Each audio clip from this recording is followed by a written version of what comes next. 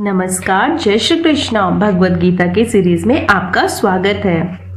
कुरुक्षेत्र की उस विशाल भूमि पर जहां रथों की पंक्तियां खड़ी थी, जहां शंख बज चुके थे, वहीं अर्जुन के मन में अभी भी एक युद्ध चल रहा था।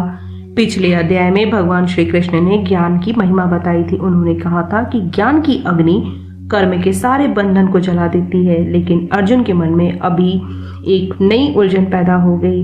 अर्जुन सोचने लगे, अगर ज्ञान ही सब कुछ है, अगर अंत में मन को शांत ही करना है, तो क्या कर्म करना आवश्यक है? क्या सब कुछ छोड़ देना ही मुक्ति का मार्ग है? और तब अर्जुन भगवान से पूछते हैं, संन्यासम कर्माणाम कृष्ण पुनर्योगम चासंससि यच्छेहि एतयोरेकम तन्वे ब्रूहि सुनिश्चितम। हे कृष्ण, आप कभी कर्मों का त्याग करने की बात करते हैं और कभी कर्म योग की, इन दोनों में से श्रेष्ठ कौन सा है?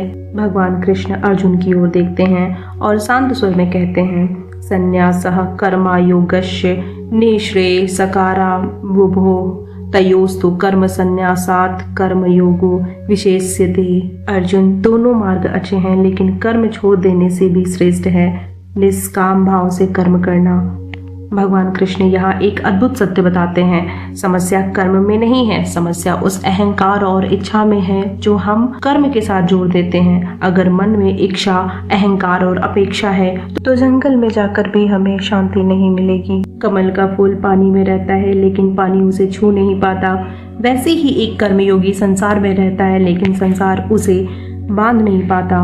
ब्रह्मांड आधाय कर्माणि संग त्यक्त्वा करोति यः लिप्यते नासा पापेन पन्न पत्र मिवामसा। जो व्यक्ति अपने कर्म भगवान को समर्पित कर देता है और आसक्ति छोड़कर कर्म करता है, वह संसार में रहकर भी संसार से अछूता रहता है। कर्म करो पर आसक्ति नहीं, यही गीता का सार। हाथों में हो कर्म सदा, मन में हो भगवान।